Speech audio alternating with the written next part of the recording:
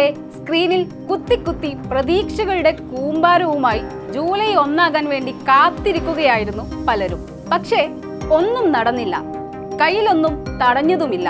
കോടിപതികളാകാനുള്ള യുവാക്കളുടെ ആ കുത്തൽ ഭ്രമത്തിന് ഇതുവരെ അറുതിയായിട്ടില്ലെങ്കിലും ലോകമെമ്പാടുമുള്ള സർക്കാരുകളും എൻഫോഴ്സ്മെന്റ് ഏജൻസികളും നിരീക്ഷിക്കുകയാണ് ഈ എലി ഗെയിമിനെ.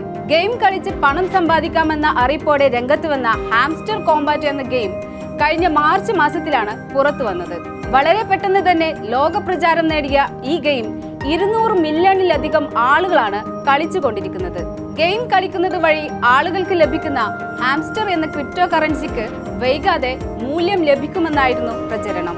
ഗെയിം കളിച്ച് സമയം കളയൽ മാത്രമല്ല, റിവാർഡ് ടോക്കണുകൾ പണമാക്കി മാറ്റാമെന്ന പരസ്യം ഹാംസ്റ്റർ കോംബാറ്റിനെ ജനപ്രിയമാക്കി മാറ്റി. അതിനിടയിൽ ഗെയിം വലിയ രീതിയിലുള്ള സൈബർ തട്ടിപ്പാണെന്ന ആരോപണവുമായും ധാരാളം പേർ രംഗത്ത് വന്നു.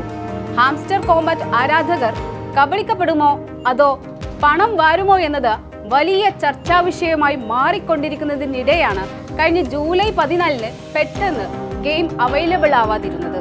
ഇതോടെ ഹാംസ്റ്റർ കോംബാറ്റ് കളിച്ചുകൊണ്ടിരിക്കുന്ന ജനലക്ഷങ്ങളുടെ ഹൃദയമിടിപ്പങ്ങ് കൂടി.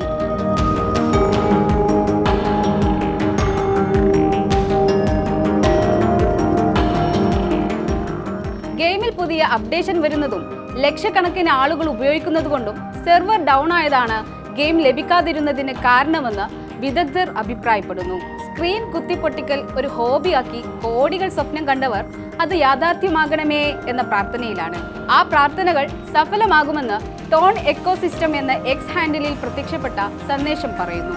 വരും മണിക്കൂറുകളിൽ ഗെയിം കളിക്കുന്ന ലക്ഷത്തിലധികം ആളുകളിൽ നിന്ന് 100 പേർക്ക് $50 ടോക്കൺ നൽകുമെന്നാണ് ട്വീറ്റിൽ പറയുന്നത്. പുതിയ ട്വീറ്റ് കണ്ട് ആശ്വസിച്ചിരുന്നെങ്കിലും ഇതുവരെ പണം പോക്കറ്റിൽ വീണിട്ടില്ലെന്നാണ് ലഭിക്കുന്ന വിവരം. ഗെയിമിന്റെ സ്ഥാപകർ അജ്ഞാതരാണെന്നത് ഗെയിമിന്റെ ഭാവിയെക്കുറിച്ച് ആശങ്ക ഉയർത്തുന്നുണ്ട്. നിലവിൽ ഈ ഗെയിം തട്ടിപ്പാണെന്നുള്ള റിപ്പോർട്ടുകളൊന്നും ഔദ്യോഗികമായി പുറത്തു വന്നിട്ടില്ലെങ്കിലും റഷ്യ ഉൾപ്പെടെ തങ്ങളുടെ പൗരന്മാർക്ക് മുന്നറിയിപ്പ് നൽകിയിട്ടുണ്ട്. ഗെയിമിന്റെ നിർമ്മാതാക്കളുടെ ഐഡന്റിറ്റി സംബന്ധിച്ച് ഒരു വിവരവുമില്ലെങ്കിലും റഷ്യൻ സംരംഭകനായ എഡ്വേർഡ് ബുറിനോവിച്ചാണ് ഇതിന് നേതൃത്വം നൽകുന്നതെന്നുള്ള റിപ്പോർട്ടുകൾ പുറത്തു വന്നിട്ടുണ്ട്.